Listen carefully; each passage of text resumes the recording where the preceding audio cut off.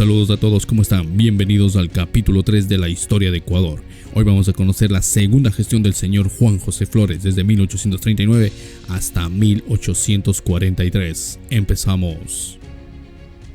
Pero antes vamos con un pequeño resumen de lo que hemos hablado en los dos capítulos anteriores. Dijimos que el primer presidente del Ecuador fue el señor Flores, a quien le tocó enfrentar muchas sublevaciones en su gestión.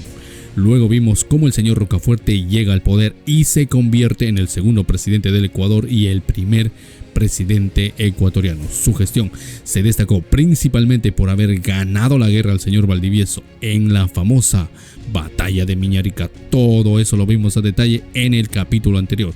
Si no lo has visto aún, te dejo el link en la descripción del video. La gestión de Rocafuerte también se destaca por haber empezado con la obra pública, pero sobre todo que su legado en la educación dio un cambio considerable en el crecimiento de nuestro país. Y así nos quedamos en los primeros días de enero de 1839, donde se llama a elecciones para elegir a quién será el tercer presidente de nuestra nación. Nos ubicamos rápidamente en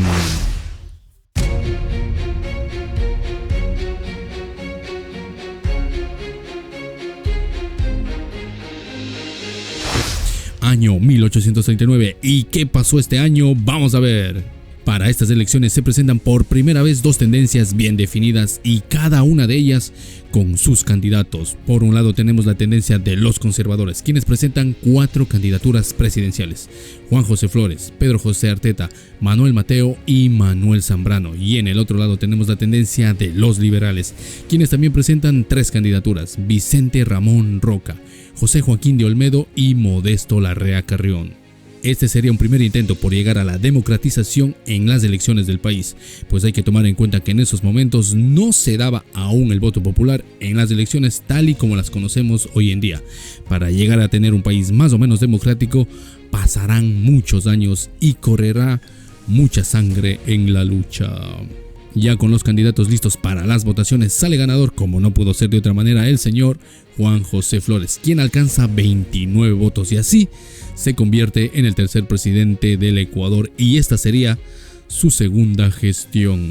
Ya conocimos su biografía en el capítulo 1, lo dejamos en la descripción del video. En esta ocasión vamos a conocer la biografía de su vicepresidente, el señor Francisco Aguirre. Nombre completo: Francisco Javier Aguirre Abad. Nacionalidad ecuatoriana. Nació el 17 de abril de 1808 en Bava y murió el 24 de diciembre de 1882 en Guayaquil a la edad de 74 años. Hijo del señor Francisco Javier Aguirre y Cepeda y de la señora María Dolores Abad Fernández. Casado con Antonia Jado Uribe, padre de 3 hijos.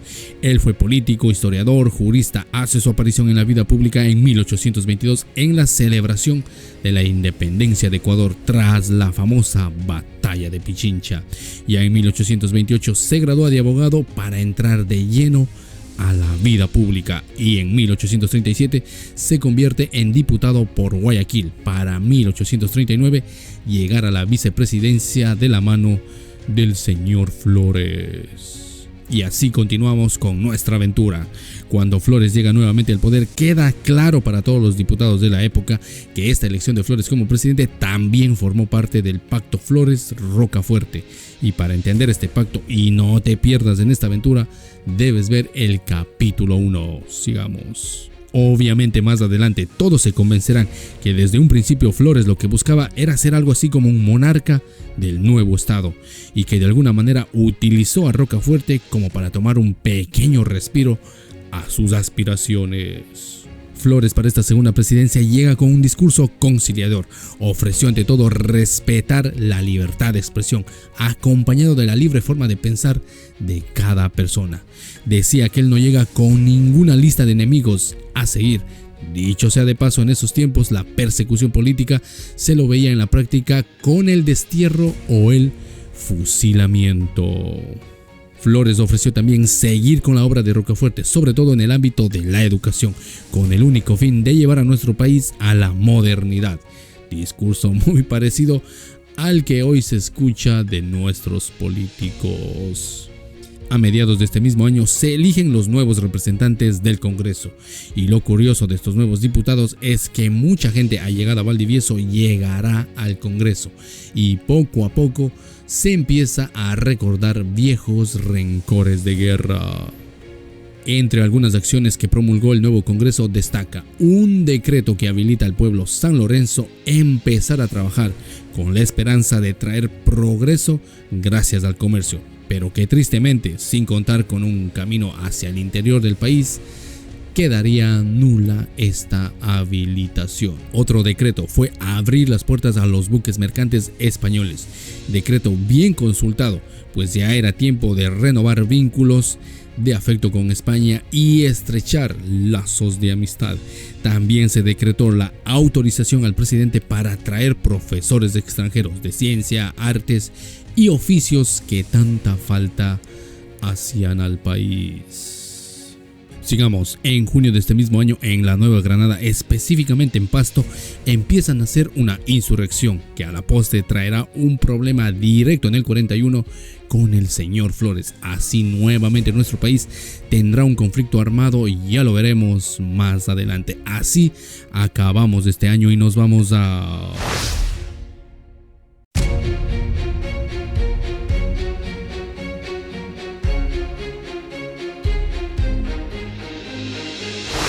Año 1840. ¿Y qué pasó este año? Vamos a ver.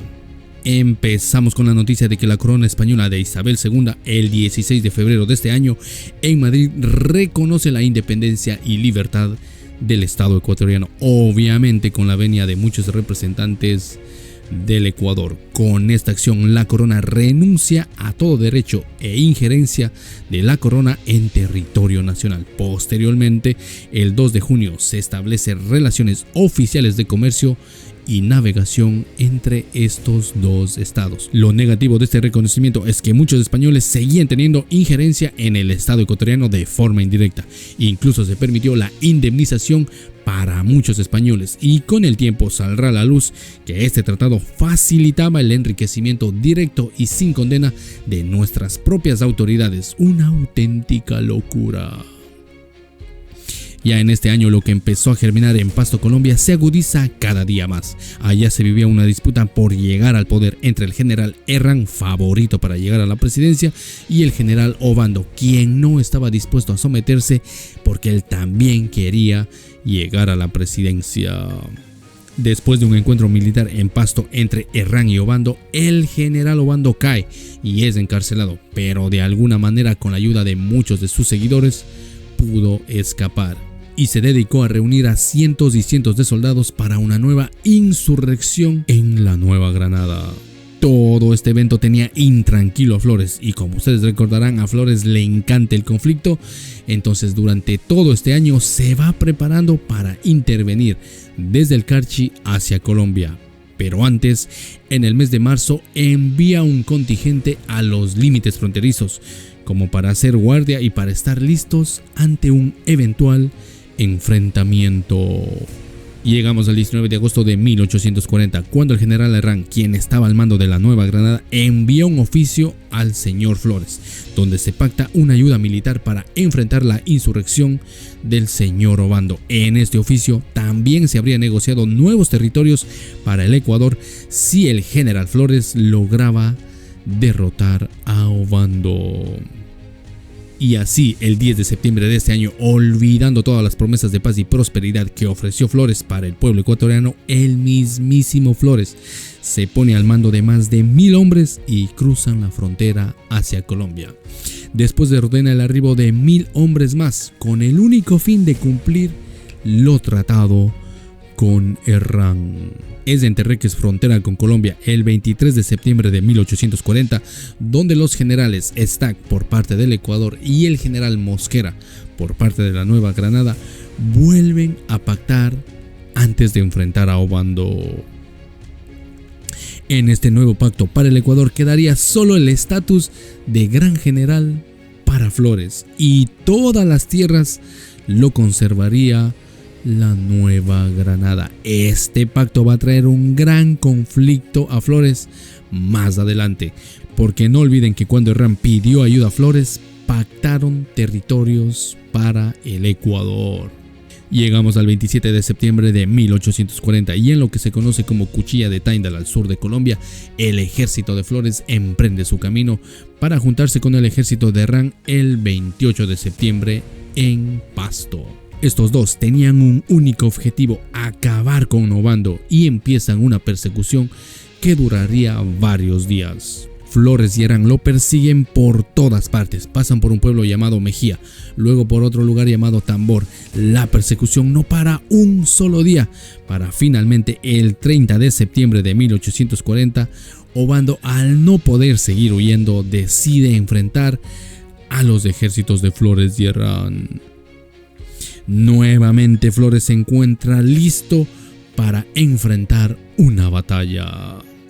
Ahora el enfrentamiento es inevitable y es en el sector llamado Chilquipamba donde van a dar con todo. En ese momento el señor Obando contaba con pocas tropas. Muchos de sus hombres prefirieron abandonar a Obando durante la persecución.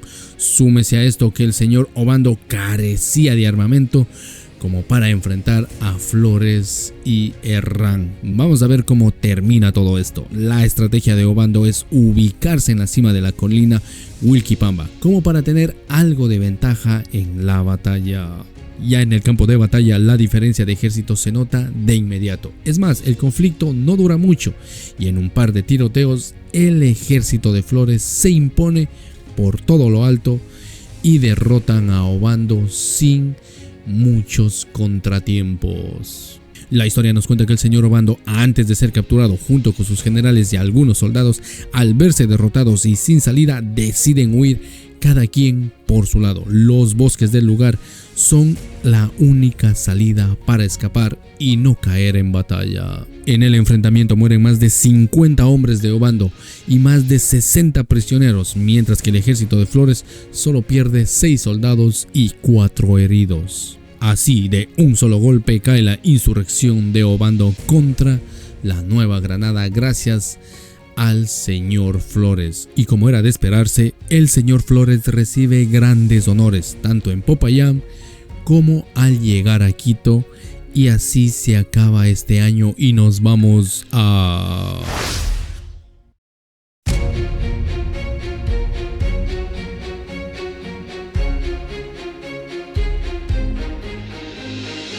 Año 1841. ¿Y qué pasó este año? Vamos a ver. Y nos ubicamos rápidamente en el 15 de enero de 1841, donde se realizó un congreso internacional con las potencias de la época y principalmente con España para reforzar lazos de amistad y de comercio con todo el mundo. Luego de esto, nuestro país sufre la primera gran crisis política. Todo el mes de enero se discutía la validez de las elecciones de los nuevos diputados de Manabí, Pichincha, Imbabura y Cuenca. Las 3 primeras, después de varios debates, llegan a un buen acuerdo, pero las de Cuenca no logran solucionarse y el 25 de enero de 1841 las elecciones de Cuenca son anuladas por la falta de garantías en los árbitros electorales. Desde enero a marzo se impone una inestabilidad política entre el poder ejecutivo y el poder legislativo. En medio de esta inestabilidad, Flores consigue que el Consejo de Gobierno le otorgue nuevamente facultades extraordinarias para ejercer la presidencia. Por un lado, desde el Ejecutivo se buscaba disolver la Asamblea General, mientras que los diputados hacían todo lo posible por mantenerse. Se vivió una guerra de oficios, una guerra de interpretaciones de la ley. Y finalmente el 29 de agosto se decide oficialmente anular las elecciones de Cuenca. Añádase a este conflicto algo parecido en Guayaquil. Y todo esto dio como resultado la disolución del Congreso. Pero antes, el 6 de mayo de este mismo año, ¿qué creen? Nuevamente el señor Flores pone su mira en Colombia y como vimos antes, gracias a la ayuda del ejército de Flores, ellos pudieron detener la insurrección de Obando en Colombia. Ahora el señor Flores va a pedir su paga y que se cumpla lo establecido en el trato con Herrán. Así, el 6 de mayo, el vicepresidente del Ecuador, el señor Aguirre, decretó a la provincia de Pasto como territorio del Ecuador, y de un plumazo el Ecuador se adhiere nuevos territorios. ¡Qué locura! Bueno, era lo justo y era lo que estaba pactado, a pesar de que el derecho internacional decía que no es aconsejable incorporar nuevos territorios en épocas de inestabilidad, sino más bien en épocas de paz, para que su propio pueblo decida libremente a dónde quieren pertenecer. Y llegamos al 31 de mayo, cuando el encargado de las relaciones de negocios entre Ecuador y la Nueva Granada, un señor de nombre Cuervo, exige que el decreto del 6 de mayo sea dado de baja y la provincia de Pasto regrese a formar parte de la Nueva Granada. Caso contrario, se rompe las relaciones entre estos dos estados. Pero no es hasta el 18 de junio de 1841 cuando el general Flores da una respuesta negativa, argumentando que el señor Cuervo se está extralimitando en sus acciones, pues dichas exigencias no venían del estado granadino, sino más bien es como un capricho del señor Cuervo. Y ya se imaginarán ustedes qué viene después de semejante respuesta. Nuevamente se enciende la guerra. Para enfrentar esta guerra, nuestro ejército tenía una debilidad enorme: el campo de batalla. Este sitio estaba lleno de pequeños pelotones, o sea, nos tocaba enfrentar a una guerra de guerrillas, algo que no estaba muy acostumbrado el señor Flores. Como no se podía dar un enfrentamiento campal entre ejércitos, no se podía luchar cara a cara. Entonces el señor Flores da la orden a cada jefe y oficial tome sus propias decisiones para enfrentar a su oponente dependiendo del lugar que se encuentre y con los enemigos que les toque enfrentar. Esta decisión un poco apresurada daría pésimos resultados, tales así que el día 20 de junio de este año cae uno de nuestros mejores pelotones del ejército. Tan brutal fue su caída que de todo el pelotón solo sobrevivió su comandante, un señor de apellido Martínez, y apenas 8 soldados. A pesar de este duro golpe, el ejército de Flores se mantuvo en la línea de batalla para el día 2 de julio imponerse en varios enfrentamientos, como por ejemplo en Buesaco, Chorrera, El Ejido y San Andrés. Durante este mes se dieron algunos enfrentamientos, pero el más destacable fue donde participó el señor Flores. Él dio una batalla tan letal que supo imponerse y hacer suyo el cantón de El Molino. En medio de estos encuentros, el 7 de agosto, el señor Obando pierde una batalla con los ejércitos de Mosquera y Joaquín Barriga. Una vez el señor Flores enterado de esto, decide volver de inmediato a Pasto para enfrentar a todas estas facciones y poder abrir negociaciones en nombre de Obando, puesto que la Nueva Granada también estaba enfrentando nuevamente a facciosos rebeldes en Pasto. Y finalmente el 12 de septiembre el señor Flores y su ejército se impone y logra recuperar todas estas tierras. Queda entonces una sola cosa por hacer antes de regresar a territorio nacional. ¿Qué creen que falta? El día 4 de septiembre, Flores exige al representante de la Nueva Granada el arreglar los límites fronterizos tal y como se había ofrecido por el auxilio brindado por el Ecuador al ejército de la Nueva Granada. Para dicha conferencia es delegado el general Daste, quien lastimosamente no logra ningún acuerdo favorable de establecer los nuevos límites entre estas dos naciones. Y después de 15 meses de campaña, vuelve el ejército de Flores al Ecuador sin gloria alguna, a pesar de haber tenido grandes victorias. Pero lo que le quedaba al Ecuador eran deudas de guerra, pérdidas humanas, por haber entrado a una guerra sin razón alguna.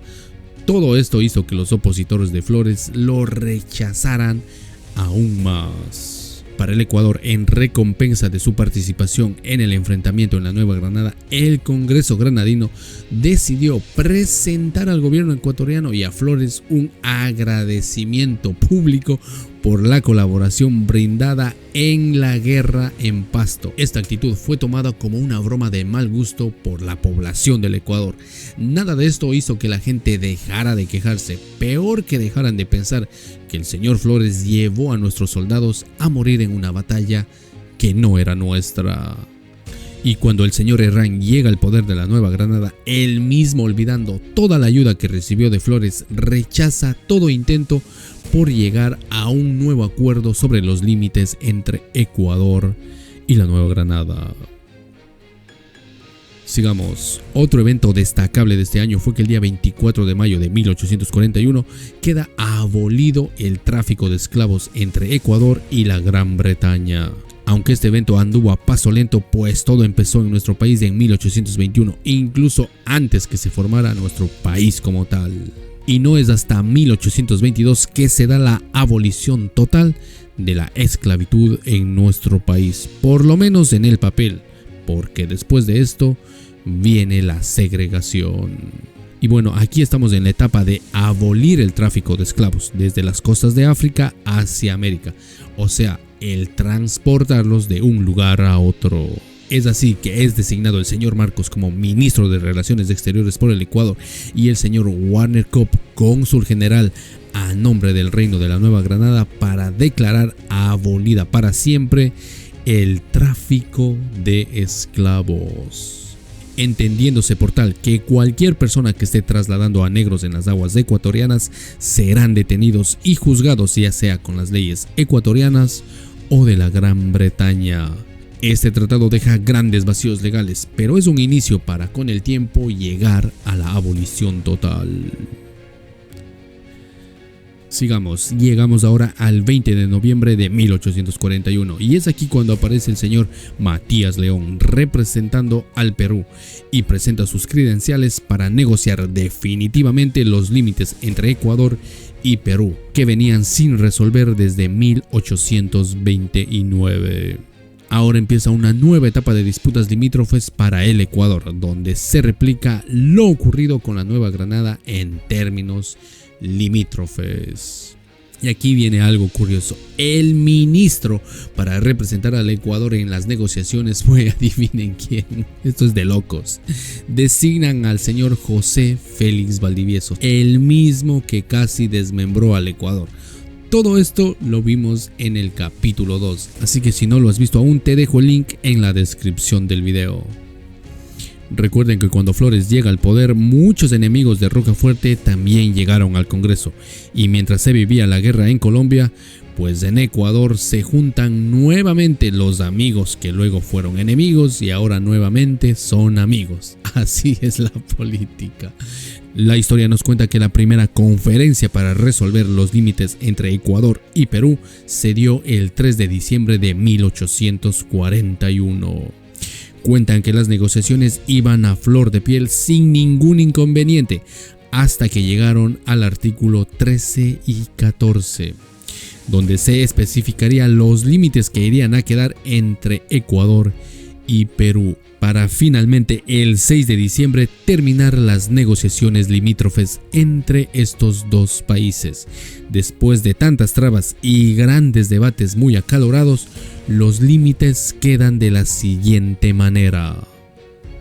Perú cede al Ecuador con perpetuo y absoluto dominio todo el litoral y el territorio interior adyacente que se encuentra desde la desembocadura del río Anotapé al norte de la costa, que continúa hasta unirse al Golfo de Guayaquil, y los cantones de Ayabaca y Huancabamba, incluso de sus pueblos, y los territorios que están al oeste de los ríos Quiros y Huancabamba, y por la misma demarcación y en indemnización de las predichas concesiones. El Ecuador cede al Perú con perfecto y absoluto dominio todos los territorios y poblaciones que están al sur u orilla derecha del Marañón, desde la confluencia del río Cojillo.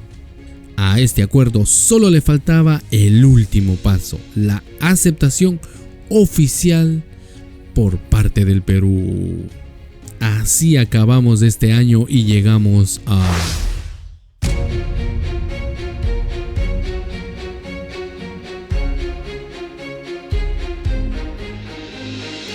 año 1842. ¿Y qué pasó en este año? Vamos a ver. Nos ubicamos rápidamente en el 14 de enero y es aquí cuando el ministro Valdivieso exigió al señor León dé una respuesta definitiva a los acuerdos limítrofes que firmaron en diciembre pasado. Valdivieso fue más allá y dijo que le daba hasta el 31 de enero para responder, caso contrario, todo quedará saldado y se respetará los límites ya hablados. A fin de aclarar dudas que pudiesen suscitarse y de evitar al Ecuador cargos injustos, el ministro Valdivieso decreta lo siguiente. Primero, la ocupación del territorio que pertenece al Ecuador se hará pacíficamente y con toda la prudencia posible. Segundo, que si a pesar de todas las presentaciones se opusiese alguna resistencia por parte del Perú, será rechazado con la fuerza. Tercero, que si el gobierno peruano no colabora con las tropas ecuatorianas, la guerra será considerada y sostenida en el territorio del Ecuador. Cuarto, que en tan duro caso el Ecuador, después de haberse defendido en su propio territorio, podrá tomar la ofensiva para defender su honor y sus intereses. Llamará en auxilio a las naciones aliadas para que cooperen en su defensa. Quinto, en fin, habiendo transcurrido más de 12 años sin que se hubiese cumplido por parte del Perú el tratado hecho en Guayaquil en el año 1829, el Perú sea responsable de todos los daños accionados por esta guerra. Después de esta declaración pasaron todo el mes de enero en una guerra de oficios para la final no llegar absolutamente a nada. Y la historia nos cuenta que en el año 1837 el general Andrés de Santa Cruz, el protector de la Confederación Boliviana Peruana, quiso poner fin a los límites entre Ecuador y Perú, pagar sus deudas y fortalecer alianzas de amistad entre estos dos países. En ese momento el Congreso del Ecuador lo rechazó, so pretexto que no se quería aprovechar de la delicada situación que vivía esa nación. ¡Qué locura! No lo puedo creer. Y bueno, dejamos de lado estos problemas limítrofes y nos vamos a otro evento que pasó en este año. Mientras todo esto ocurría, a lo largo y ancho del Ecuador había empezado a circular una moneda falsa que se introdujo para el intercambio del comercio. Esta moneda fue popularmente conocida con el nombre de Cale. Esta moneda ilegal tenía varios orígenes, venía desde Perú, desde Colombia y desde Guayaquil. Después de las investigaciones, la Corte Suprema ordena eliminar la circulación de esta moneda. Para frenar el avance de esta moneda ilegítima, el gobernador de Guayaquil, el señor Rocafuerte, intentó regularla. Al no conseguirlo, de alguna manera buscaba sacarla de circulación. En una conversación con sus asesores, llegó a la conclusión de que este dinero que circulaba estaba tan impregnada en la sociedad de la época que si la quitaba, esto podría poner en peligro la sostenibilidad de la economía, ya que muchos hombres adinerados tenían sus fortunas empeñadas en esta moneda, y no es hasta 1834 que se pondría orden a esta problemática. Y así llegamos al 15 de septiembre, cuando se llama a un congreso extraordinario para poner fin a este problema monetario. Muchos diputados no fueron, sobre todo los de la costa, porque este mes quedaría para la historia. Ecuador enfrenta una de las epidemias más catastróficas de la época, la fiebre amarilla. ¿Pero qué es la fiebre amarilla? Vamos a ver.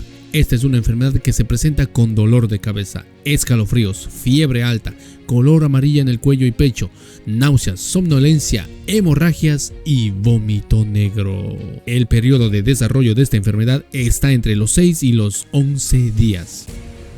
La historia nos cuenta que esta enfermedad llegó con uno de los marineros que venía con la Reina Victoria hacia Guayaquil. Para evitar el contagio, la embarcación fue declarada en cuarentena, pero el mal ya se había propagado rápidamente por la costa del Ecuador.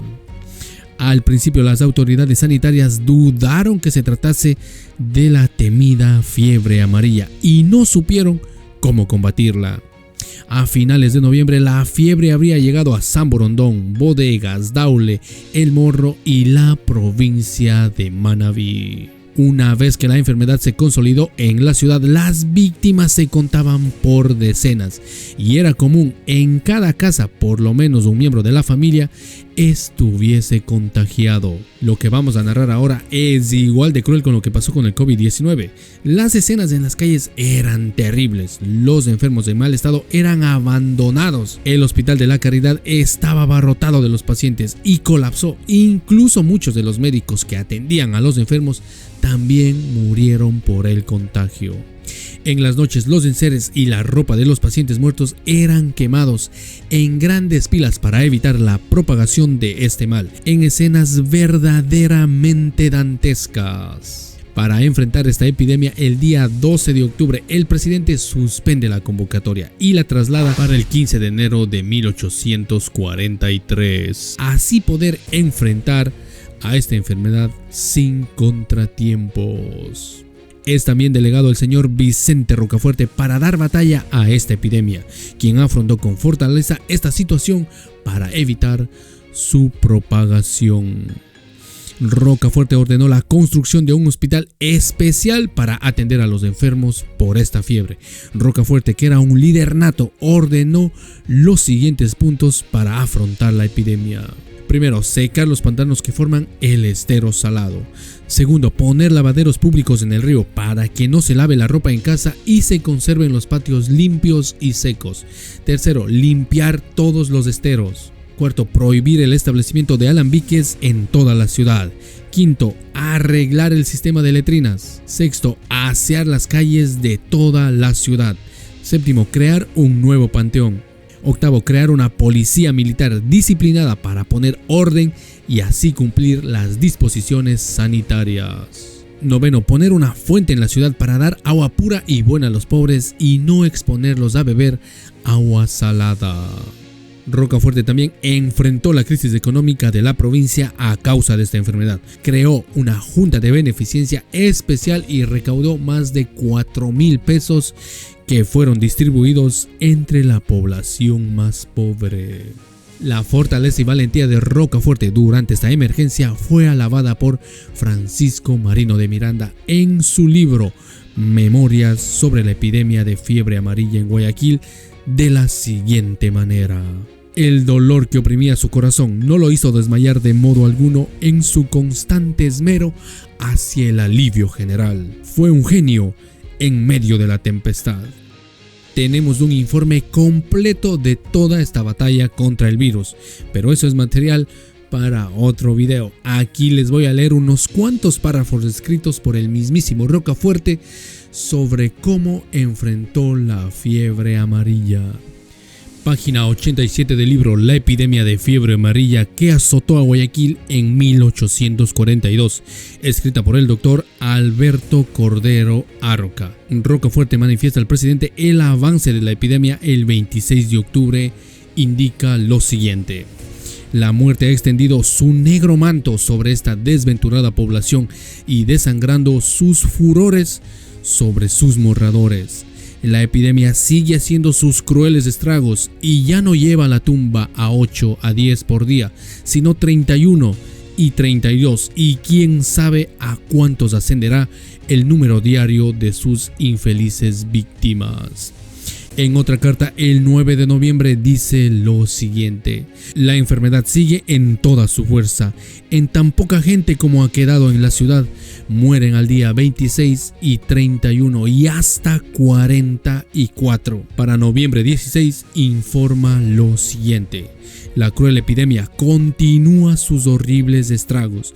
El número de sus víctimas es de 36, 44 y 48 por día. El cementerio es muy estrecho y me he visto precisado a informar otro nuevo en la sabana grande del cerro y a sotavento de la población. Muchos me aconsejaron de quemar los cadáveres, pero la opinión pública se resiste a esta medida y la prudencia dicta en estas calamitosas circunstancias de conformarse con la misma preocupación del vulgo, si ellas contribuyen al bien de mitigar sus justas penas. Gracias al señor Rocafuerte se enfrentó de forma eficaz a la epidemia de fiebre amarilla en 1842.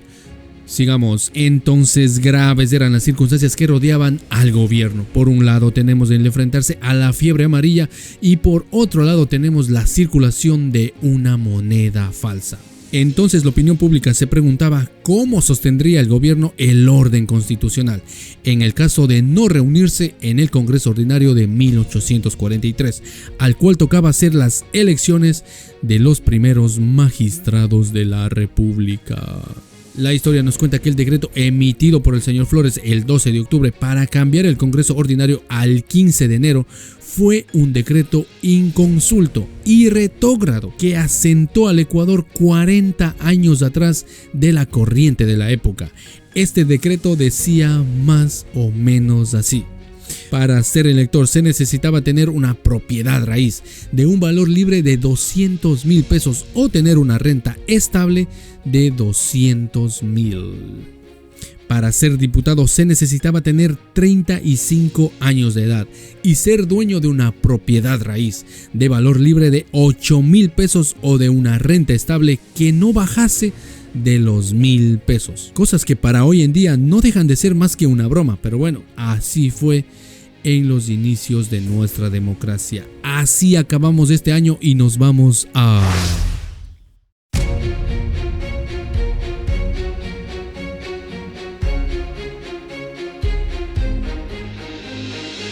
Año 1843. ¿Y qué pasó este año? Vamos a ver.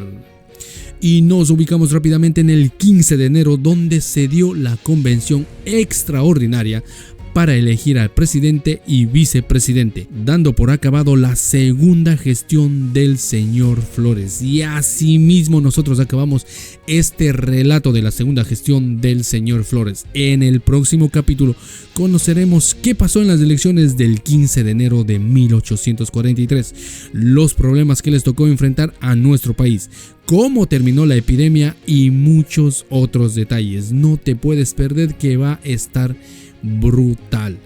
Antes de despedirnos, vamos a hacer un breve recorrido por el mundo para saber qué estaba pasando y meternos de lleno en la línea de tiempo.